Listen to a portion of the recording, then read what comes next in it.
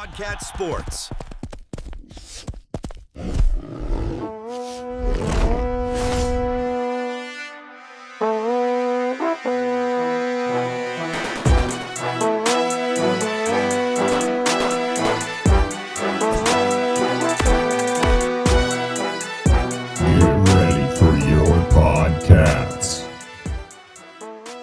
Hey yo, Cats fans! This is LA Wildcat. I am here with Benny, LA Wildcat. Hello, everybody. Paw'dCats Nation. I got a big shout out today. It is Benny LA Wildcat's 850 millionth birthday today. Yes, that's a lot of birthdays. I've been so blessed. 850 million trips around the sun. Very big blessing. Might be pretty close to true. I do believe in reincarnation. We'll figure that out Not later. going to compare to the birthday about, 10 years ago, 13 years ago, however long ago it was.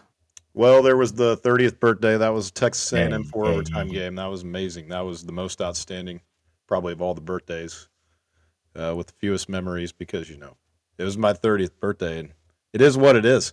Birthday number 41. That was down in Waco. That was a good time. Seeing us beat the Bears the year we won the third Big 12 title, 22.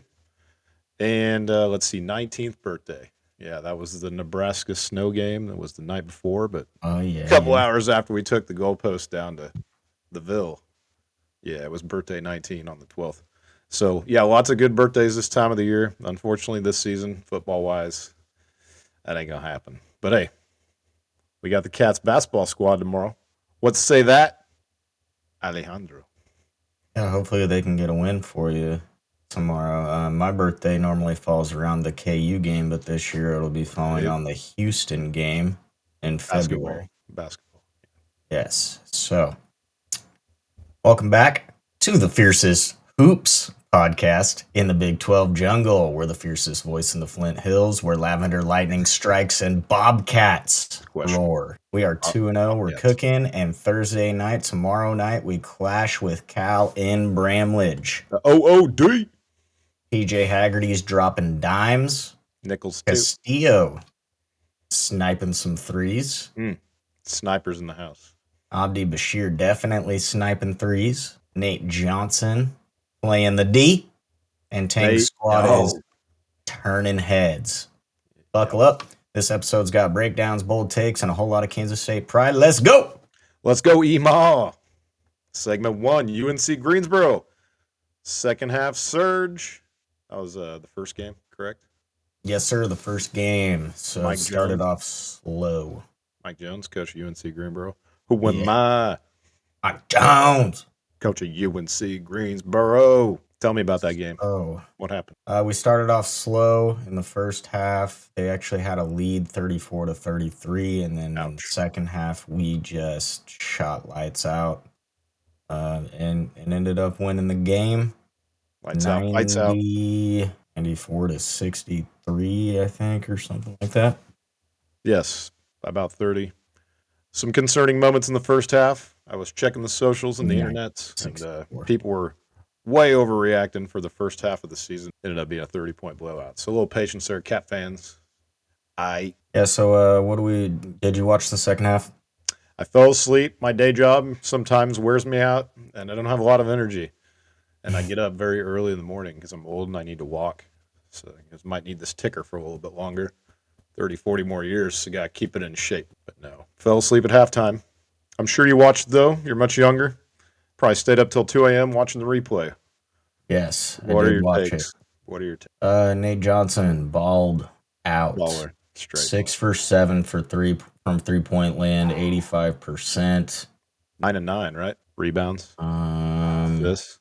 Yes, 9 rebounds, 9 assists. He was very close to getting the triple-double, which would have been the first ever in Kansas State history for his debut. Okay, I was pretty crazy. Say, there has to be some triple-doubles in this history of this basketball program. That's not what people were saying. But you would think that, maybe Michael Beasley would have had one. I don't know. It's got points and rebounds. Where would he get the third? I'm not sure. Easy was passing up a lot of shots to get those assists. And if he was maybe throwing to Poland or Walker. But, yeah, I don't think there's a shot that Beasley ever passed up didn't like. Yeah, I'm not sure. But Jacob Paulin. Marquise had some games where he had over 10 assists yeah, and over multiple points, but tough for him to get the boards. But rebounds, yeah. yeah, so it's tough. It's a difficult feat. You only play 40 minutes in college, not 48 like you do in the pros. Yeah, there's not a lot of people that can do it in college, that's for sure. Shaq is definitely one of them. Points, rebounds. He had some assists. He could throw some dimes every now and then from the interior, exterior, inside, outside game. Other than that, PJ had a pretty solid game, 10 for 20, Yes, 50%. He high shot only efficiency. 1 for 4 from behind the 3-point arc, but he was 6 for 7 Right. at the free throw line. Numbers got a little better, I think, in the second game. But yeah, high efficiency scorer, which is what you want to see. Over 50% from the field on the season through 2 games. And we'll see him at the free throw line probably 6 to 10 times a game, I'd imagine. Let's hope so. Yeah.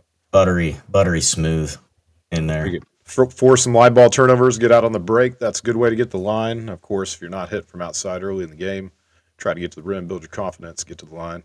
So yeah, we want to see that between 5 and 10 every game. And if it's over 10, we're looking good.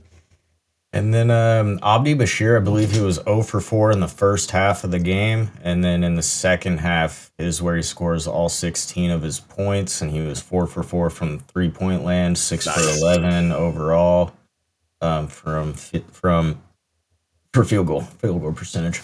6 for 11, 54.5%. Bit of a streaky shooter, it seems, but I'm not sure how many good looks he got in the first half. I'd have to go back and watch it. All 16 in the second half. We'll take it. 4 for 4. That's going to be a good option over there on the wing. He is not a streaky shooter. No, it's just that day. Yeah, I think it's maybe first game jitters. When he hits that out. When he starts hitting, he's just on, man. He could hit like eight in a game. I think he hit a 10 in a game last year at a point. So yeah, you really do feel between him and Johnson, and of course Haggerty that we have three guys you can go to get points at any moment. So anytime you got 3 that can do it, you're on the right track. Now you got to find the role players to fill in around it. Yeah. So the next question here was it Tang's adjustments or player leadership in this game at halftime? The leader is going to be Haggerty. I don't know what was said in the locker room, but old PJ, man, he's going to be one who's got to be the leader in the locker room, no doubt. And that's going to be his role as the point guard and the facilitator of that offense. Yeah, I think it was definitely player leadership in this game. Nate Johnson just really stepped up and just couldn't miss in the second half, which was great to see, especially when you have a guy coming in thinking he's going to be the defensive guy, which he is. But for him to be able to score that amount of points, 22, that's amazing. Yeah, and you mentioned the defensive end. It's going to be interesting to see if these guards on the perimeter can hold up defensively. I'm a little more concerned about Bashir in that regard than I would be about Nate, and maybe a little bit Haggerty. But if those guys can be some good lockdown defenders, two-way players, then look out. And another thing I want to note here when we're looking at this, CJ Jones, he did have 7 rebounds. So he's a guy that I think is going to buy his minutes for sure. Yeah. Get his minutes because he was playing just the other night against Bellarmine. He had a pretty solid game as well. You're hoping that he's going to be that 6th man, him and David Castillo. And obviously, Kostic. Yeah, that was nice to see Castillo the other night against Bellarmine. And AK, yep, for sure. Then you got, of course, we'll talk about the interior guys Rapik and McGriff and Buka here after a little bit. Yeah, it's nice to see David Castillo getting things on track and being the extremely high-efficiency player against Bellarmine. Yeah, and some of these other K-State fans seem to think that UNC Greensboro is not a great team, but they've won 20 games in 9 of their last 10 seasons. So they're a power when it comes to the lower major, right? They're a team that's always competing to get into the tournament in their conference. So it's not just some terrible, terrible team that we're playing in that first game. Hey, man, if Mike Jones gets the boys to the tournament, then we beat him by 30 in game 1. We should be Elite A bound at least. UNC Greensboro at the end of the day. They took care of business the second half, did what they had to do to build confidence moving forward. And we'll probably forget about this one, but hey, I'd love to see UNC Greensboro on Selection Sunday somewhere on some line. Hopefully 15 or 14. That's playing maybe. All right. Probably 15. Nah, the plan will be 16. That's right. 16 versus 16. First 4. Yeah, I don't know. But that leads us to Bellarmine, the Bellarmine Yes, breakdown. sir. Yes, sir. Much worse team. You want me But to give you the breakdown real quick of boy Bellarmine? as well. Yeah, Yeah, they breakdown. were worse. They were worse. They're very small. Let's break down Bellarmine. Bellarmino means Bellarmino. beautiful armor or beautiful warrior, and is the origin of the name Bellarmine. Did you know that? Did not. No. Bellarmine University is in the beautiful city of Louisville, Kentucky. Yes, that's the Didn't know that breakdown. either. That's the breakdown. And That's it. That's a all. lot of little guys, little guys, just running around, little guys. Yeah, so in this game, we've got PJ Haggerty taking control with 23 points and 11 assists. Yeah. Do we think he's already Double. the best point guard in the Big 12? Best point guard in the Big 12. I don't know enough about the other point guards in the Big 12 to make an honest assumption on that, but that's the goal, and to raise the draft stock and to be an All-American, hopefully top 2 teams. We got a long way to go, man, and he's off to a good start. I think we have the right mix of character and players around him to make that happen, because you cannot be an All-American facilitator without guys on your wings and a big that's got your back, or maybe 2. Yeah, the other guys, the only guy I can think of is Darren Peterson, but I think there's a guy from Arizona that's pretty good as well. So, Houston's got to have a good point guard. Houston, man. BYU's got to have a good one. They're ranked pretty high. DeBonsa, I don't know if he is a point guard or not. I don't think he is. AJ DeBonsa. But top 5, yes, for sure, I'd say. Once we hit these breaks, Thanksgiving and Christmas, I'll have a lot more time on my hands to veg out and watch college hoops all day. So I can give you some better assessments as we go down the road. All right, in this game, David Castillo. Yeah. Sniping. Went 7 for 7 with 5 threes. How real is that breakout? That's real, man, because he's loyal to the game. And he came back when most others did not, and he's proven himself out there on the floor. That's Bellarmine. I mean, let's be consistent. Let's see if we can keep up high efficiency minutes. Find your role. Probably going to be off the bench, backing up one of these guys. Nate Johnson or Bashir on those wings. We'll see. But to be consistent moving forward against better teams, which we have opportunities coming up, that's what I'm going to be looking for out of David Castillo. But, man, what did he play, 16 minutes? 12. 12 minutes. Oh, yeah. 19 points in 12 minutes, 5 for 5 from 3-point land. Almost perfect, I think, from shooting in all 3 phases, free throws, threes, twos. Yep. He could be a very key factor off the bench. And how would you assess his perimeter defense? His defense is lacking. All right. So there we go. But I think that's, something we'll schematically, we're going to give up a lot of points if we continue to play high volume possession games. So we'll see defensively how things pan out. We won't talk too much about that yet. All right. Kamari McCriff. What's his nickname, Ben? That's my dog, man. That's a crime dog. Crime dog. Yeah, Kamari. K-Dog. Yeah, he did. Okay, so another guy, just perfect. 8 for 8, 16 points. Is he maybe the X factor? Bring the energy, man. Bring the pain on the front line. That's going to be his job. Bring the pain. Bring the pain like VJ on the football field. Yeah, Kamari McGriff. I'm excited to see him play. I just wish he were like 2 inches taller, maybe 3. Yeah, then he'd definitely be dominating down there. But, hey, man, Kamari's going to have a big heart, high character player, and high efficiency. That's what we want to see all around. Yeah, we're going to need him to play well throughout the season, especially if we want to contend for any kind of push for the Big 12. Yeah, because when you look down the roster, you got Buka, you got Rapik. What else you got on the front line? Taj.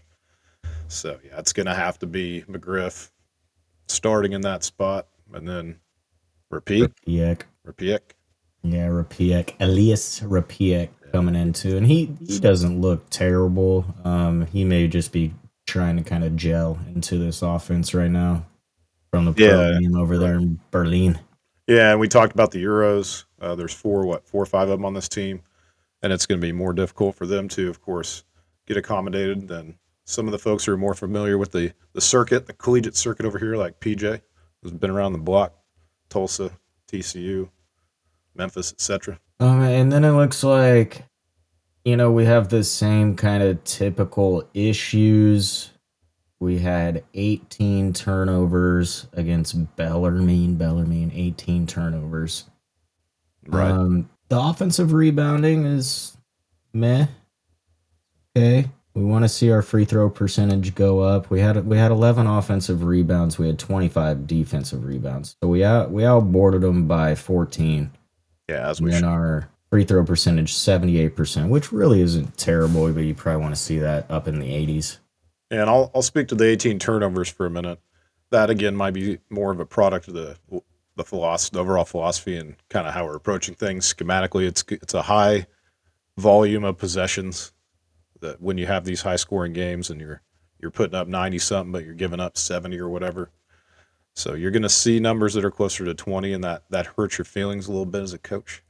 You never want to see that. But if you put it into perspective for how many possessions there are in a game where there's 160, 70 points put up, then you can stomach that a little bit easier. Back in the old days, you want to be under 10. You want to be in single digits. But that ain't happening anymore. Not with the kind of the loosening up of the game and the high volume of possessions and getting up and down the court. Lots of shots. A lot of teams are putting up in the hundreds. Yeah. Will be. I like it. It kind of reminds me of the late 80s, like the Running Rebels and Loyola Marymount. Hank Gathers? Yeah, Hank Gathers. Yeah. Sure. Man, the myth, the legend. R.I.P. Yes, sir. Love watching those teams back in the day. And that Duke Kentucky game, man, that was like 103, 102. Anyway. But building off what you said, right? Fast-paced game. We're going to turn over the ball a lot. This is, lots of quick shots. You're not running, the clock down a lot. Not a lot of sets. Pretty much Tang's MO. And defensively, I think we'll get better, of course. You want to see our steals go up more. They had 12 steals against us, and we only had 5. Right. Which, that's where all those turnovers are coming from. And when we get into Big 12 play and these games get down to 1 or 2 possessions on the scoreboard, I like to look at things like, are you running that 3/4 court 1-2-2 trap to slow down teams and make them waste 10 seconds of the shot clock before they can even think about a set? How are you approaching your offensive baseline inbounds plays? Are you taking advantage of opportunities there? Are there all these little things like that coaches like to pick at? Those are the things I'm going to be looking at leading up to Big 12 play, and especially when those games are close when we get there. Yeah, and I will say that we're not going to go on many 4-minute scoring droughts like last year. Last year we saw the guys just could not score, man. They couldn't put it in the bucket. This year, that's not going to happen. Yeah, we should have 3 or 4 guys that can get buckets at any time. Maybe AK too can find a good role in there. Oh yeah, for sure. Mm-hmm. And if anything, if you're behind, you're just throwing it to Abdi and he's launching it because I don't care where he's shooting from. He's going 4 for 4. Just keep doing it all day. Just pull that trigger. I don't care where he's shooting from. He's putting it in. So once we get to the bets, we got dudes. A little bit about that because we got some dudes. Yeah. You're gonna take the over 2.5 threes, aren't you? Oh yeah. If they offer that prop, we got to get good, man. We got to get in the top 25 so we get as many props as possible. All right, so for our segment 3 player spotlight, we got PJ, Castillo, and the bench mob. The bench mob? The bench mob. Like the bench mob. Who came up with the bench mob? Microsoft Copilot, baby. I see. And who would you say are members of the bench mob right now? The bench mob? Yeah. Oh, man. David Castillo. Love that. David Castillo and CJ Jones. Okay. And Moby Ikegaruka. Oh, Moby's got some great athleticism. If Kostic isn't playing, he's part of the bench mob. I think so. I think that's a good squad, man. But you got to have 5 on your bench mob. You got to have 5. Well, Marcus Johnson once he comes back. Yeah, what about Dorian, man? You want Buka? I like Buka. He seems like an awesome guy. He needs to hold on to the ball. He's tall, man. He's real tall. Yeah, he needs to. He's one of those guys you're going to put in. And he's going to be able to get some rebounds for us. Just be that against like KU with Badunga. and then like maybe Tech with Toppin, maybe a guy that can get in there and protect the rim a little bit. Hey, man, anybody who doesn't find themselves in the starting five is part of the bench mob, all right? As long as you got a uniform on, you laced them up, you are part of the mob. I love that bench mob. Maybe that'll become a thing. Students, do your thing. Bench mob. All right, so PJ back to back. Yeah. What? Yeah. Player spotlight, PJ. Yeah. Yeah. PJ back to back 20-point games. What's his leadership style? Hopefully exactly what Coach Tang says it is. Cool, calm, mature, collected, lots of experience, high character, and everything indicates that, that's what we got right now. But have we faced adversity? Maybe a tiny bit after that first half, UNC Greensboro. We're going to face some more when we go to like Assembly Hall, and we'll see how he reacts. That'll be interesting. I'll be listening to, Wyatt and Stan after the game and all those post-game interviews, and that'll be telling. So we'll go from there. Yeah, he's buttery smooth. Like I said, he's going to lead by example. Yeah. He seems very poised.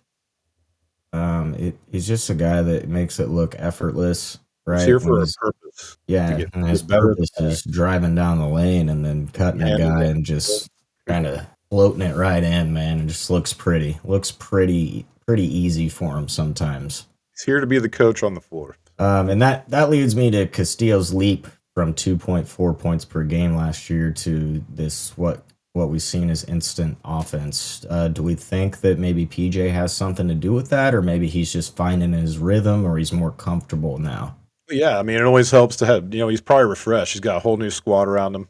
I mean, think about it. With these three top dogs, man, surrounding you, supporting you, and, obviously Bellarmine helps fuel your rise too.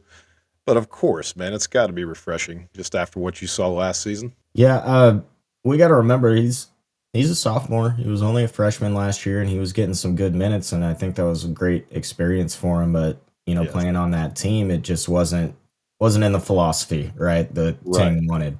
We've seen him respond to adversity. Yes, extreme adversity. So shout out Castillo, man. Much respect.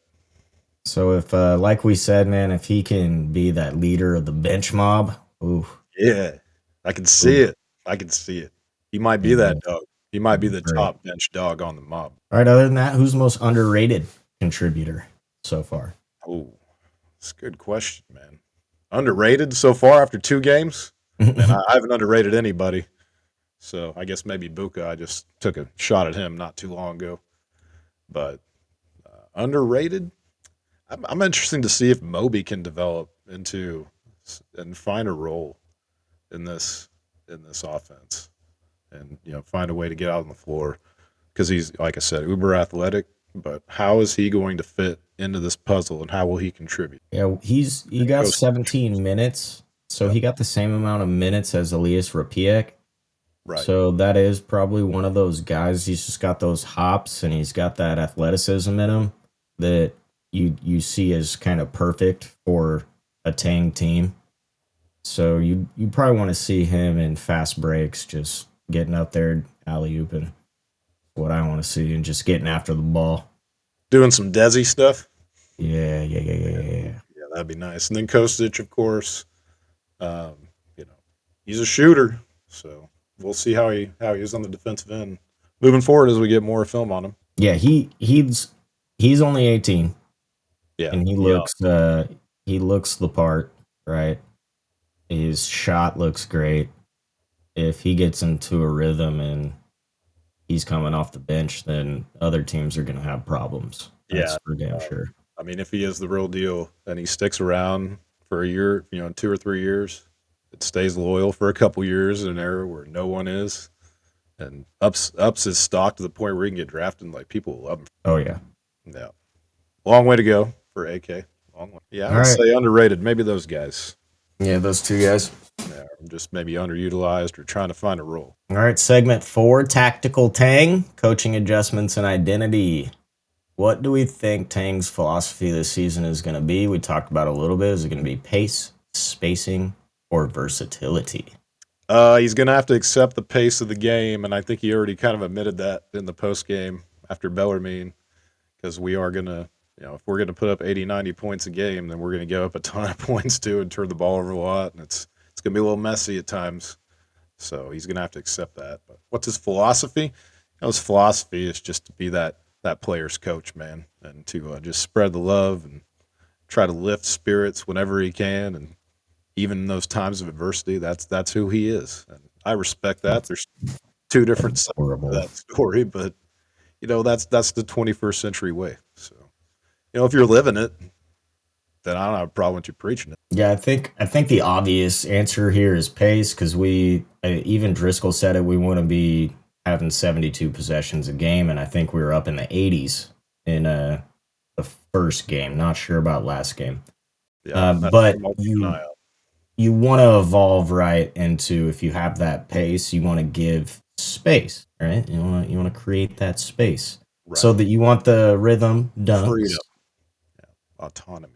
You want the rhythm dunks, the rhythm threes, the layups, Yes, right? And we've already seen that a little bit where guys are kind of driving the lane and they're dishing it out to either Abdi or maybe Andre right. or Nate and hitting that three. Well, the best threes you can take are inside out because you get that defense collapsing if you're in the half court. But of course, the rhythm threes, like you said, the ones out in transition where you feel the momentum, and maybe if you're at home, the bench mob is behind your back, getting you Oh going, yeah. turning you up. Oh Yeah, yeah. those are the best threes, man. You just don't want to see the ones where you're hesitating, where you fumble the pass and then you jack one up. Maybe You know, a Big 12-ish will be at some of the games to Big hype them up 12 too. ish. Couple times he took a few and then he just hit them. He just drained them, and I'm thinking, I don't know ish, but hey, worked out. There was one down at Baylor I can think of, and that one was from real deep. No, what a game that was to go watch. What, 3 years ago down Waco? I think this question is pretty obvious, but are we seeing a more aggressive transition game than last year? Yeah, of course. And there's just more confidence, I think, and more camaraderie and like closeness out on the floor amongst the players. Oh yeah. So and the body language is reflecting that. But it's UNC Greensboro, like I said, and Bellarmine. We'll see what happens when we face some adversity. But you can already just kind of sense it through what Tang Hmm. has said and through what you've seen the first couple. And Tang even, I think Tang let himself get away from himself last year as well. I wonder if there was stuff So going on behind the scenes with money and boosters. That's my speculative opinion. So people get yeah, in his ear so say, "Take that guy," and he's like, "I don't know, man." and He did it anyway. we do it in teaching, right? We recognize our mistakes and we correct our mistakes, and I'm sure That's how you learn and Tang grow. he seems like that's that same kind of guy Yeah, where always looking for that. Hmm. he saw his mistakes last year and he's trying to build and maybe be a little more calm about things and more of that adorable He's being adoration humble about it. You got to go through empathy. that. He went through that fire, man. Yeah. He went from like sign this guy to a lifetime contract after the Elite Eight run to heads need to roll a couple of years later. Just like, come on, guys. So And just balance this out, fan base. we forget, man, that team after the Elite Eight run, they won 19 games. They weren't terrible. Man, they were better than They last year's had some by far. issues, but Tyler Perry was legit. All right, segment 5, Moving right along. scouting Cal.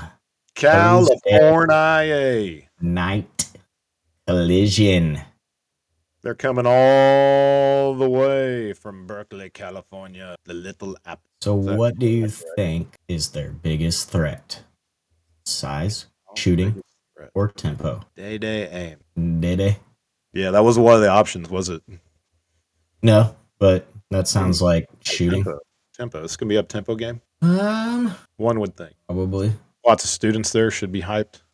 It's a ACC opponent from the Pacific Coast. Yeah. For those of you that do not know, Day was on a Kansas State team last year. He is getting the most minutes for Yes. Cal. He's their guy. 31.3 minutes, 21.7 points per game. Shooting lights out in 3 games played, 24 for 42 from two, shooting 57% inside the arc, 9 of 15, 60% from three, 8 of 9 from the line, averaging 21-7 a game. They And got they got 5 guys in double figures average in their first 3. yep, Big drop off after that. Big drop off. and they got Lou Dort, dude. Lee Dort.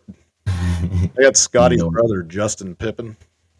Yeah, and Pippen, dude. They got Dort, Pippen, Ames. Great nephew. Yep. So when you look at this, right, you said they got 5 guys that are averaging double digits. We also have 5 guys that are averaging double digits. Correct.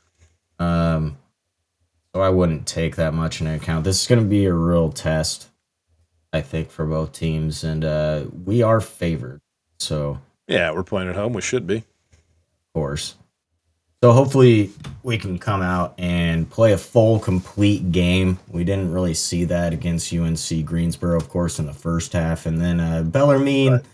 It's more of a complete game, but it still looked, like they were trying to get some things together. We were never really in any danger of losing, but it was a 10-point game, I think, at a point in the second half, which we wanted to be up more by like 20, 25. Remember, Georgia beat this team by like 50. We're finishing games off well, so maybe we're in good shape. So yeah, I think their shooting is probably going to be with Day-Day Ames on the court. He's going to want some revenge, and I don't know if he's going to be able to get that. Ames return game. So, which matchup matters the most? PJ versus Cal's guards, or our bigs versus their front court? The matchups, the guards. PJ and Day-Day. Who's gonna take over the game? Who's it gonna be? Now, I don't think they're gonna be matched up against one another, or will they be? I don't know. We could Johnson probably take Day-Day, right? Probably. Which, if that's the case, I think that PJ will obviously play better. But we could see both these guys kind of go off and take control of the game for both teams. So then you would want to see our bigs probably playing that's decent. You think that's going to be the difference? Old Crime Dog getting it done? I think so, man. I don't know. They got 3 forwards, right, that are scoring double digits. So that shows to me that our speed actually may be a bigger factor in this game, and the pacing for us, and we may be able to get around them and hit those threes. So if we're on from 3, there's no way we lose this game. Yeah, I think the 2 guys are going to play up front, or the one guy probably is Lee Dort, and that'll be the matchup to look at, him and whoever's up against him, McGriff probably. And then Chris Bell is their 4th guy. I don't know. He looks like maybe a point forward, or not a point. A combo guard forward guy. So we'll see how those matchups are closer to the rim. And keep an eye out for sure for John Camden for them, because he's senior. He's 6'8", 220. Yeah. So that's probably a guy. He plays on the perimeter. He's probably that stretch 4. He's 8 for 23 from 3. So he's high volume, low efficiency, 34%. And that may be a good matchup for Andre Kostic, probably, is what we'll watch for that. Right, 6'8" on the perimeter. That'll be interesting. Yeah, Andre Kostic, or maybe, man, because you don't want Abdi guarding him, I don't think. Probably not. Yeah, probably not. Although he does give you the most length. You definitely want Andre or Rapiek. But we could see Kigaruka come in as well and play some good D here. It'll be some mixing and matching probably to see what works best for us tomorrow night. Yeah, we'll look for that right out of the gates. See what those matchups are like. So what's the key to victory? Defense or offense? The key to victory is the mob bench and the students showing up in mass. I know when I was in school, I sometimes did not go to the games, but in my defense, that was the Jim Woolridge era. Students, tomorrow, this game should be much more highly competitive than the Jim Woolridge era. And PJ Haggerty is worth the price of admission in and of himself. And you always want to see a guy who's coming into your house seeking vengeance get shut down. So let's show up and let's show out and let's support these cats. Yeah, if we have a lot of people in Bram, that place can get crazy. I've synced it. I'm thinking like 8,000 or 9,000 tomorrow. And sell out, but close. If it gets loud and mind we start hitting threes, then it's going to start pouring on. So I think it's going to be that offensive explosion. Yeah. Love to see it. Love to see it. All right, are you ready for your favorite segment? Let me warm up my betting fingers. I'm ready. The betting breakdown. Bets. So the spread, Kansas State is favored by 6. I'm looking at DraftKings now, 6.5. Okay. The money line, K-State is around 230. Yeah. Cal plus 188. Yeah. And then the over-under opened at 133.5. Now, oh my God, It seems kind of low. 162.5. Seems a little low. On DraftKings, it's 162.5. Yeah. Okay. That seems a little more accurate. Well, we're going to go with that one, 162.5. Yes. 133 would have been easy over. If it really did open at that, then we need to get on these lines early. Yeah. Yeah. No doubt I'd be putting all the tractors and every bushel of soybeans, wheat, all of it, the whole barn, the whole farm, everything on the over 133.5. But hey, 162.5 is probably what it is. It is what it is. And that's debatable. But I'm going to let's go with the spread first. I think we can beat these guys by 2 possessions, right? 2 possessions. So -4.5, cover 4.5. What are your thoughts? At home? Beat them by 10. They got to travel thousands of miles. We can beat them by 10. Long flight. Yeah. Oh, you're going to go -9.5? You're going to go 9.5 cover. I think I'm going to go 9.5. I That's think king size cover, man. I think we blow them out of the water if we get hot from 3. Might tell that these early games are the opportunities before word gets out that you got ballers. So yeah, maybe 9.5. I like that. Yeah, man. If Abdi and Castillo are hitting their threes, then there's no way that these guys are going to win. When they do, then you're hitting 9.5. Man, that's gonna bring joy to your heart. But it's just money, all right. Money doesn't equate happiness. And go ahead. The next question says, will Tang slow the tempo? No. Slow the tempo? No way. He admitted as much. No, he's not going to. No, I hope not. So 2.5, man. Player props worth watching. 162.5. You going over or under? Oh yeah. Okay. Sorry. 162.5. Ooh. Don't forget about the over under. You got to combo it. Got to. I think you got to go under. Yeah, you got to go under. We can put up 90. Right, we could put up 90, but if we put up 90, I don't see Cal putting up 90 because they have that size. I mean, they're going to have to start shooting the ball at some point. I'm taking the under for sure, and I'm taking the Cats to cover 9.5 because I think this game's going to end somewhere around 140 points, 45-ish. I think it could get to like 150. I'm thinking like 78 to 60. I was thinking maybe more like 85 to 70-ish. 80 to 70. I don't think they're going to get to 160. 162.5. Taking the under. I'm going to go with you. Tail that. -9.5. Cover that. 3 tractors. We've already talked about it. Bramlage home court energy. How does that factor in, man? Like I said, travel for Cal. It factors in, no doubt. If we get loud, man, we start hitting threes, we're just going to keep pouring it on them. And then on the other end, they're traveling, like you said, halfway across the country. And if we can shut down Day early and get them to demoralize, then we should win by 50. Oh yeah, for sure. So K-State is 1-1 against the spread with 88% of bets backing the Cats. Cal was 0-1 against the spread. They played 2 games now. I'm not sure about the other game. With only 12% of spread bets in their favor. They played 3 games, I think. 3 games. They just played Cal State Fullerton, and they won that game by like 30. Yeah. And then, obviously, I think the money's leaning heavy on the Cats. It will. More Cats bettors than Cal bettors, I'm assuming. We are going to look at that front court matchup, right? If we can shut those guys down and they're not shooting well, then there's no way that Cal wins this game. You'd have to have Day just absolutely take over and PJ not do anything, which is highly unlikely. And you mentioned the props.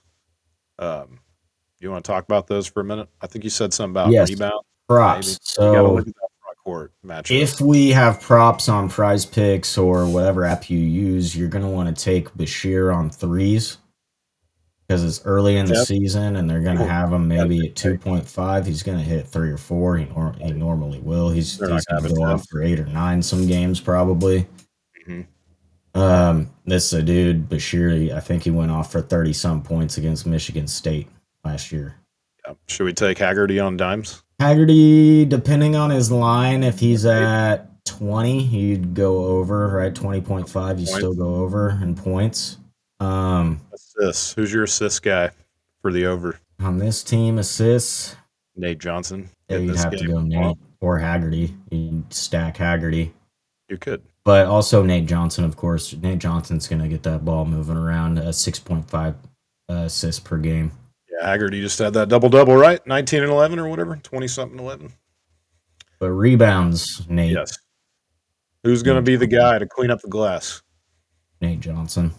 Nate Johnson.